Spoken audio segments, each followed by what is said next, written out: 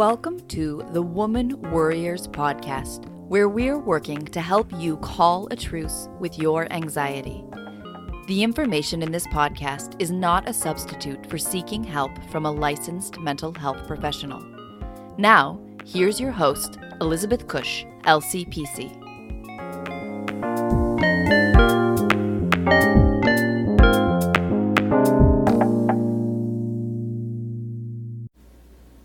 Welcome back to the Woman Worriers podcast. I am on vacation, so this week we don't have a new episode, but I'm so excited to share that this past week we hit over 20,000 unique downloads for the podcast. This is amazing to me. It's been less than 2 years since this podcast was birthed. And so to make that over 20,000 unique download mark before I hit the 2-year mark, that's pretty darned amazing. And I'm super excited. So in honor of that, I'm sharing again Dr. Jonice Webb's interview on childhood emotional neglect.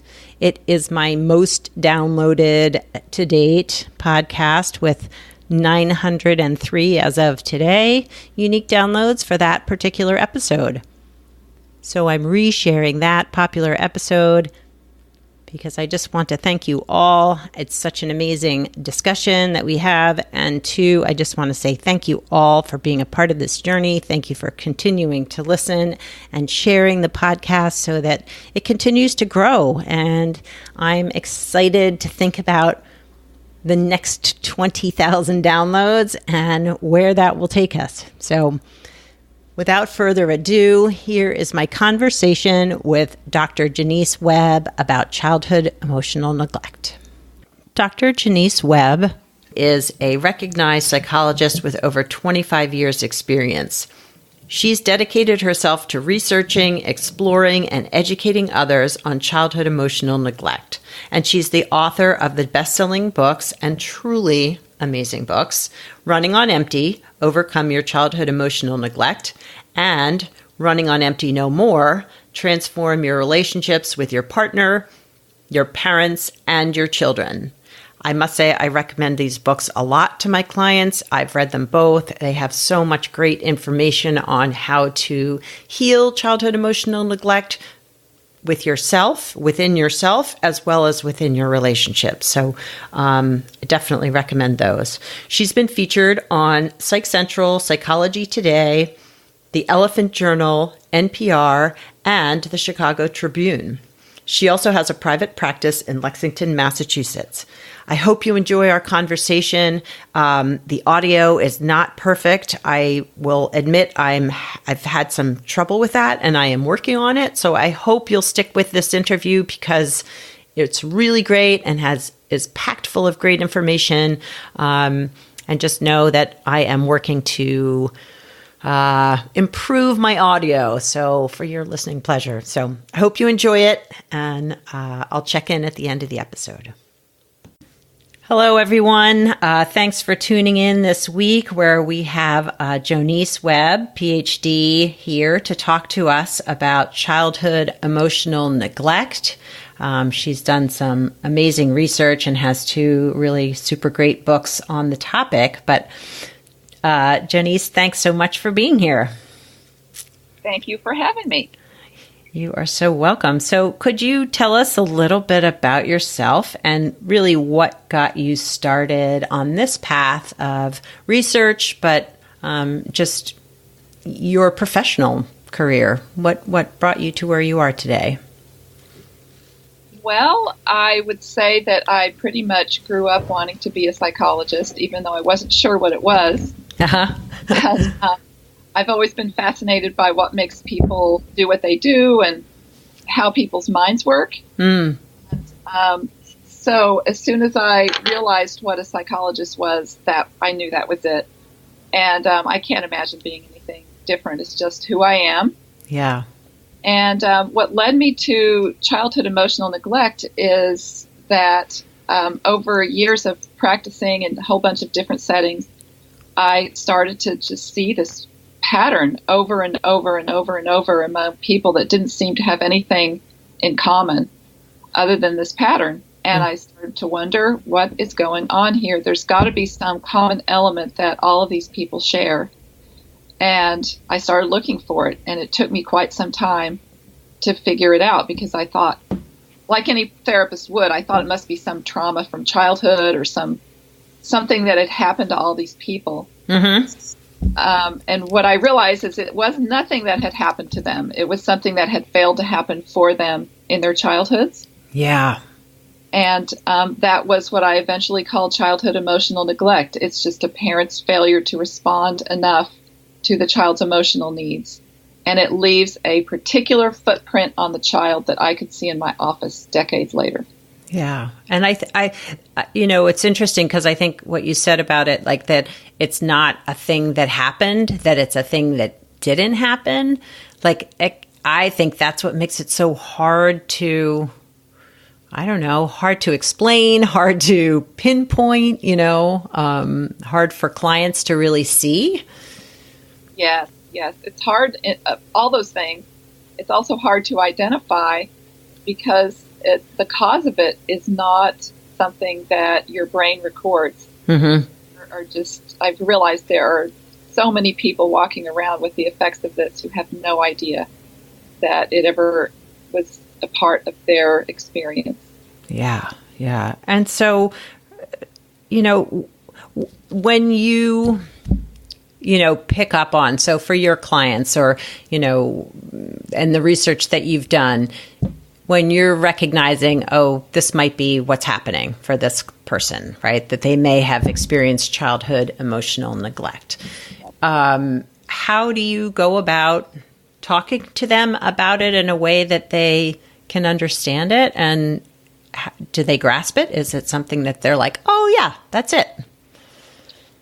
People definitely do grasp it, and they sense the truth of it when they get to a certain point of understanding it. But a lot of times, as a therapist, I have to really work to point out things that their parents didn't do that other parents would have naturally done. That's where the evidence is really, is, taking them back to situations. A lot of CEN people will have memories. I call childhood emotional neglect CEN for short.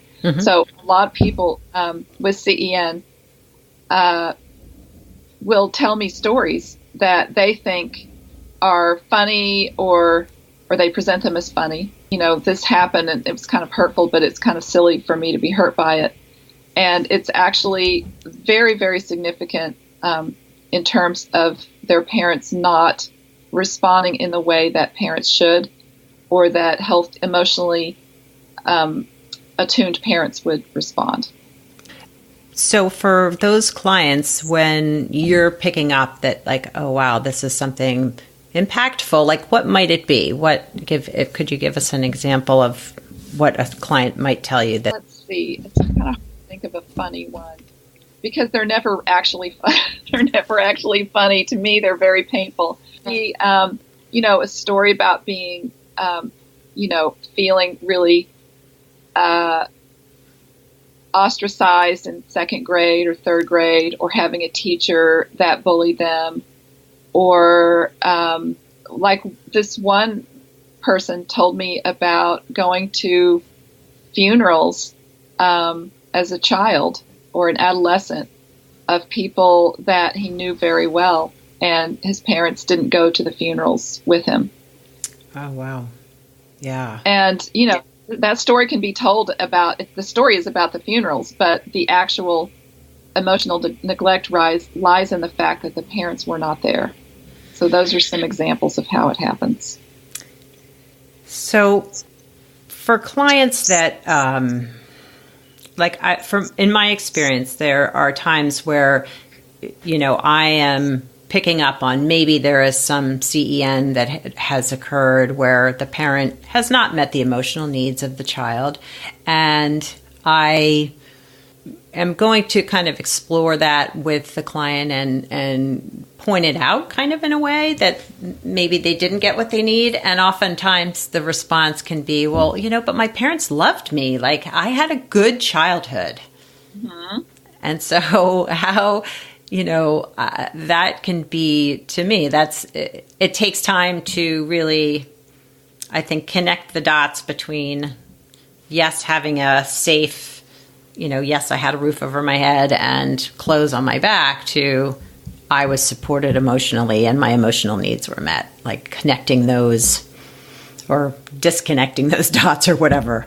Yes, disconnecting, right? Yeah. If I've heard that from so many people that, and CEN people can be very defensive of their parents, in fact, and for good reason. Their parents did a great job in so many ways and provided them, for many, they were supplied with everything materially that they needed, maybe even way above what they needed. Mm-hmm. And maybe they had a great childhood and that they were able to run free in the neighborhood and they played soccer and, you can have all the trappings of a great childhood. But if this one vital ingredient, emotional responsiveness from your parents, is missing, if you don't get enough of it, it affects you. There's just no way around it. It doesn't matter how much your parents loved you. It just leaves its footprint on you. And so talk about that. Like, what is the footprint? What is it that you see, that you said, I saw this thread that was this common thread amongst all these clients and, was looking for the one thing. And so what do you see in the clients that have childhood emotional neglect? It's a sort of a disconnection from themselves. Mm-hmm. And the disconnection is from their emotional selves, like the part of them that runs, that is sort of their feelings about their life is not present enough in their lives. So they end up feeling a little, because they're disconnected from themselves, they feel disconnected from other people. Mm-hmm. On some deep level that they're not even sure about. And they feel a little bit empty at times. Yeah. And out of place. And kind of a lot of times they feel a little bit lost, like they don't know, they have trouble making decisions that are right for themselves. And often, in addition to all this, there's a lot of self-directed blame and anger because they look back and say, well, I had a good childhood, or many of them do. Mm-hmm. I had a good childhood. Here I am, not, maybe not living up to what I know is my potential, maybe just kind of feeling empty or like I don't belong. I'm not like other people, and it's all my fault. I was just born with a flaw. And yes. So there's this feeling of just being different than everyone else.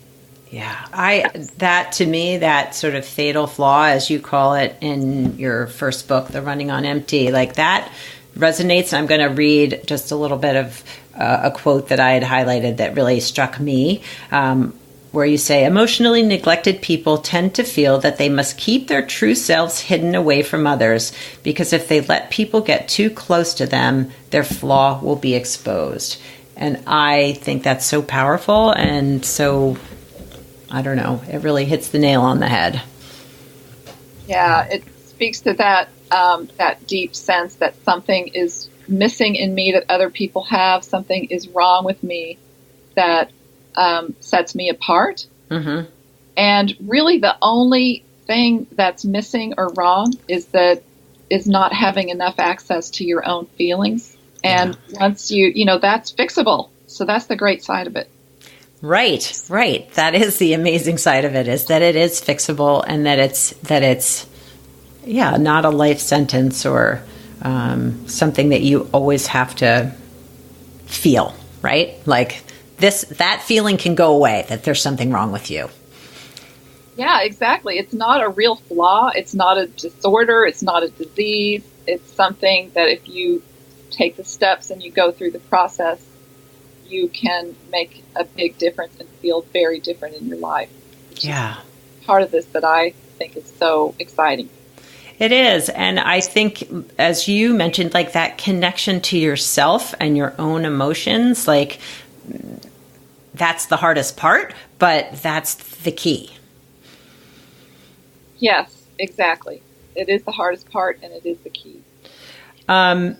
And so do you see any difference in the presentation of CEN with men and women? And I don't even know if you've looked at that, are there different sort of external or symptoms or whatever that are different? I think so. Yeah, I think so. I've written a couple of blogs about this. I think the biggest difference I see between men and women, and there's a lot of overlap, so this is just like, general trends, is that men tend to not direct the blame at themselves as much. They don't really think in terms of blame. Like, men don't blame their parents, they don't blame themselves, they just get angry. So the one emotion that men are better able to connect with than women is anger. Yeah. And women direct it at themselves, like, I'm responsible for whatever is wrong with me, whereas men don't really turn it at themselves as much. They tend to turn it outwards more. Yeah, and sort of just be angry at other things outside themselves. Other things, other situations. And I think it's partly because anger is the one emotion that, I think this is changing, or let's hope so, that anger is the one emotion that men are allowed to have. Women are not supposed to be angry. So women focus it more inward. Yeah. And so it's, CEN is no different in that respect.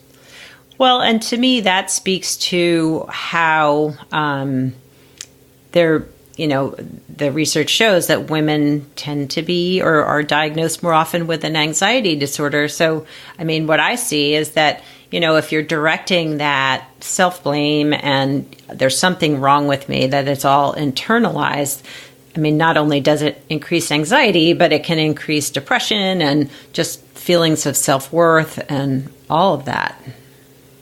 Yeah, and an interesting thing about anxiety and CEN is that when someone comes to me with anxiety, because I think in CEN terms, I start to help them look at, to redefine the anxiety as a whole bunch of feelings that are blocked off, melded together.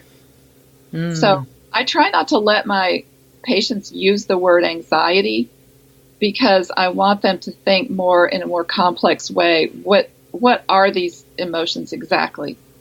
And when you start trying to figure out the layers that make up the anxiety, it's really oftentimes, I mean, of course, anxiety just has a biological component to it.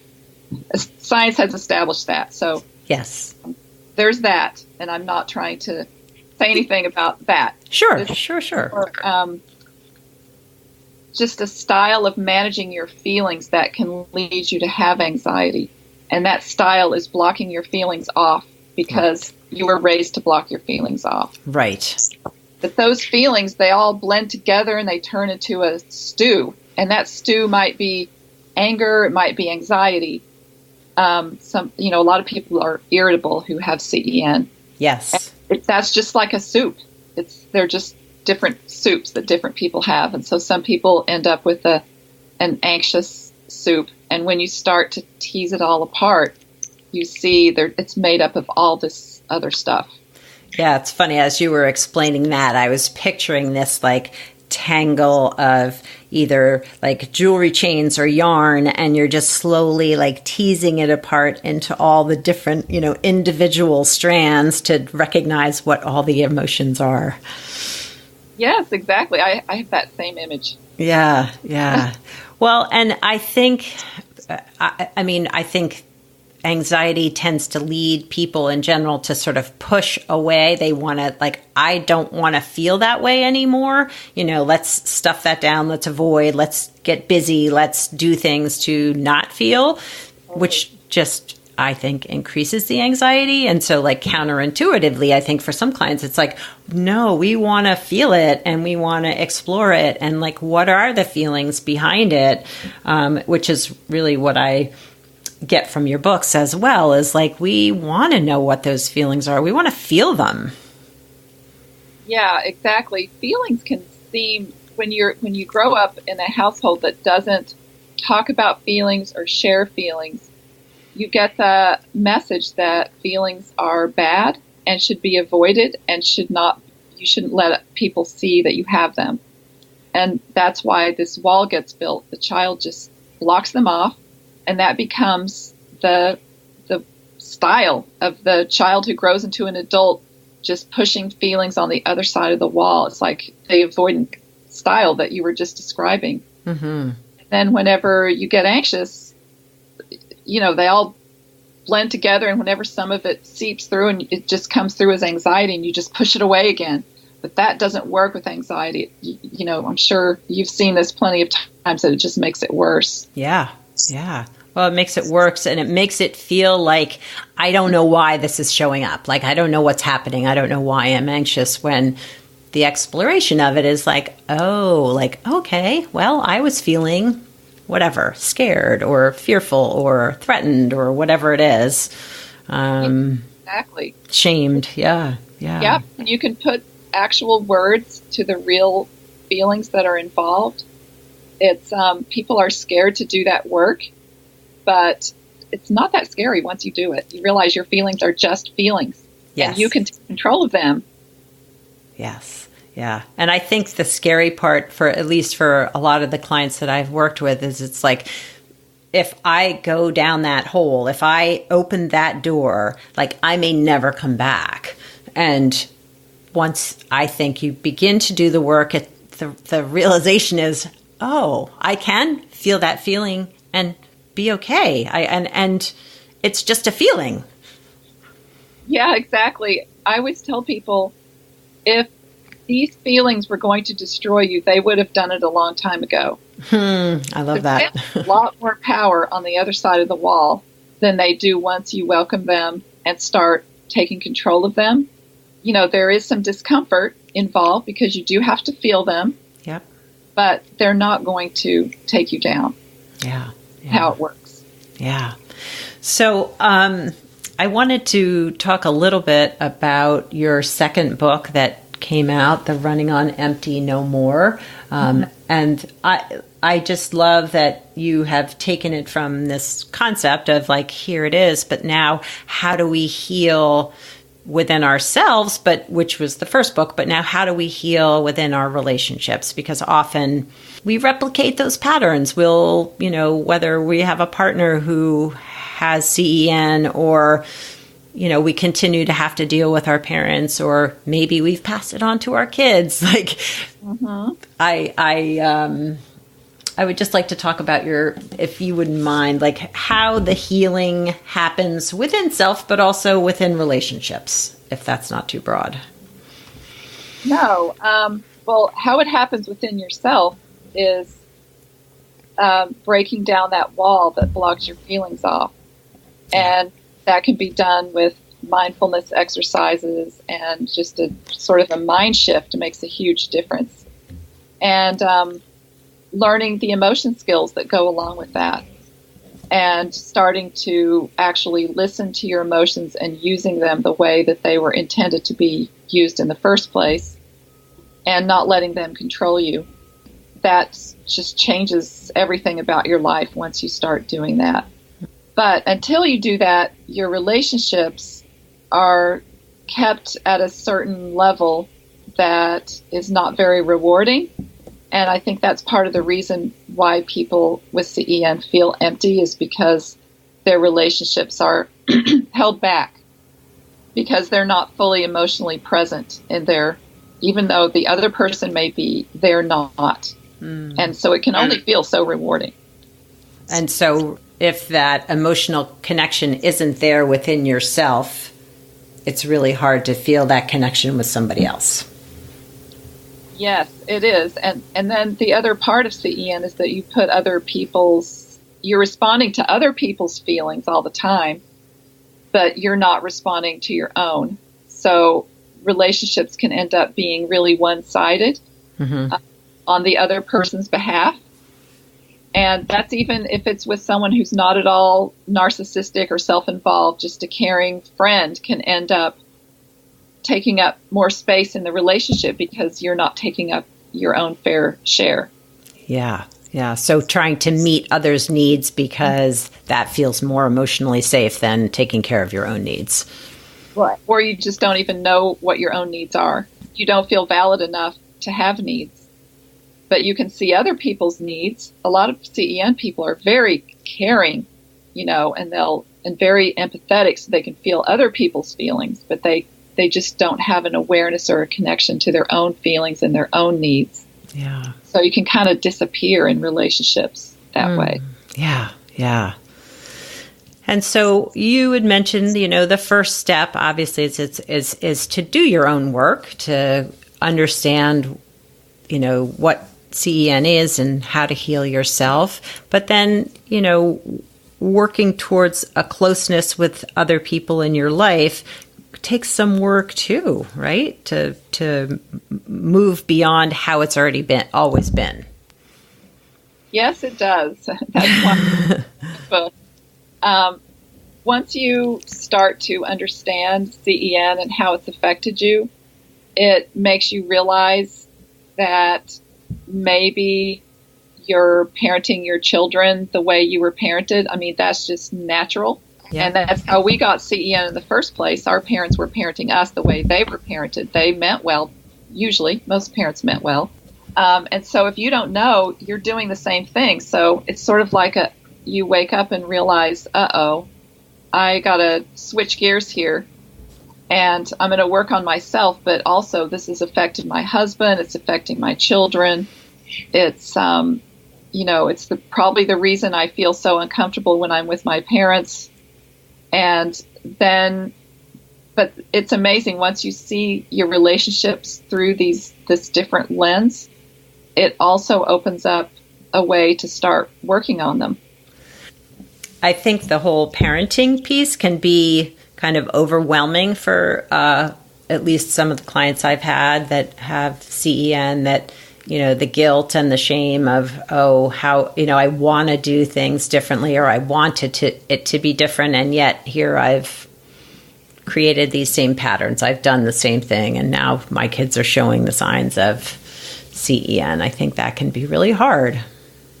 It definitely can. But I think the most important thing for parents to keep in mind is it's not their fault. Mm-hmm. They have done the best that they could with what they were given themselves. Mm-hmm. And the other thing is it's never too late to fix it. It's just never too late.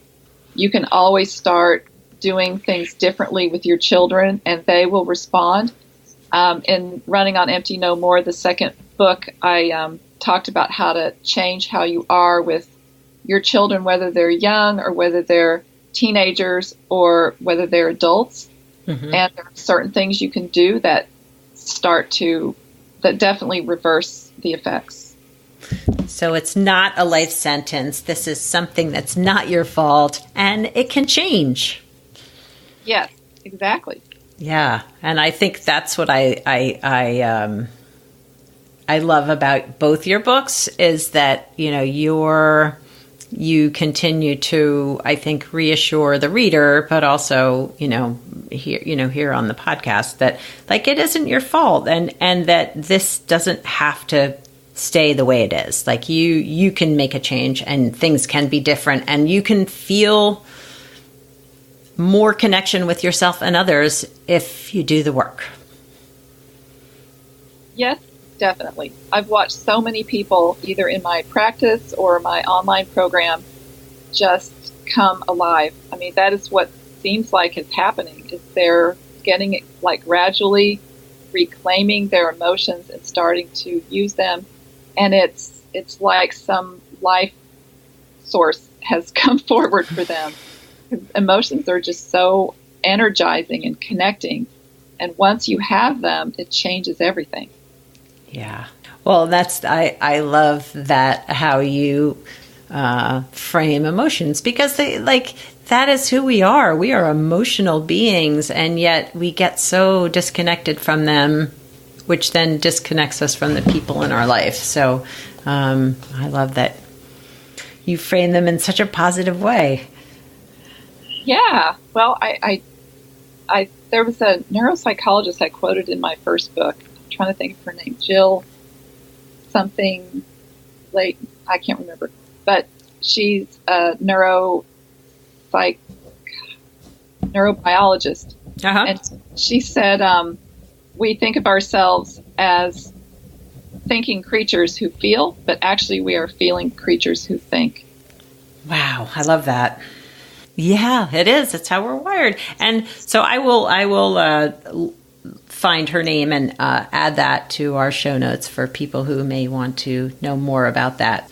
Okay. So if you could, if there were one tip or resource that you felt was, if listeners are saying, oh, wow, like CEN, that might be me, that might be something that I'm struggling with, or they already know that they're already recognizing, what might be a tip or resources that you would recommend for them? I would suggest they go to my website, which is emotionalneglect.com, and take the emotional neglect questionnaire. Mm-hmm. It's free, and you join my newsletter, and then you take the questionnaire, and you can find out. It just asks like 22 questions. It takes just like 5 minutes to take it. Mm-hmm. And it will help you figure out whether you're affected by it. And then also you can receive my newsletter, which comes weekly and is chock full of information about CEN and how to recover from it. Nice. Well, and I would also recommend both your books because they're both awesome, and I give them away to my clients all the time.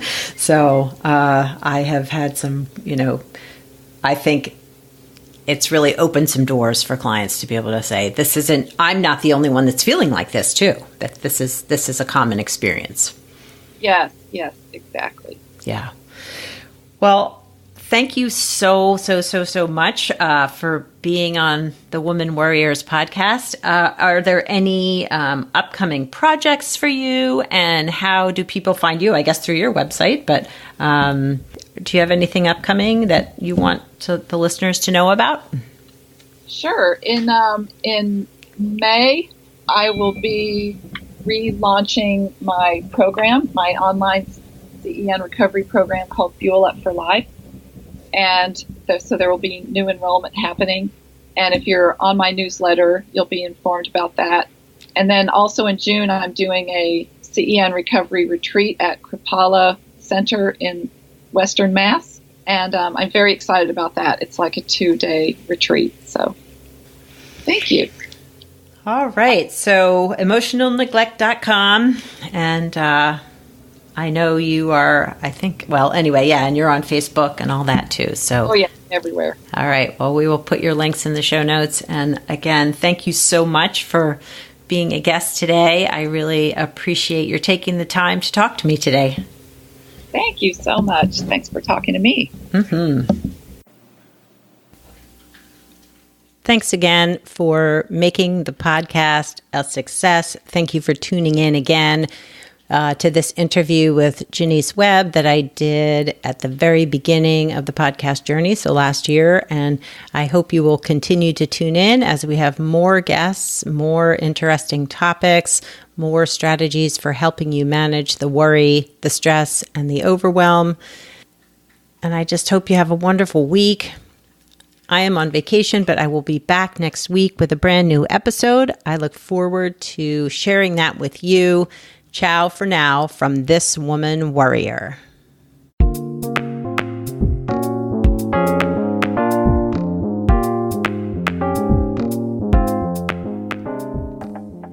Thanks for listening and subscribing to the Woman Worriers podcast. Music was written and performed by Andy Cush. If you'd like more information on this episode, you can find the show notes, the resources shared today, and links to the guests' profiles at womanworriers.com.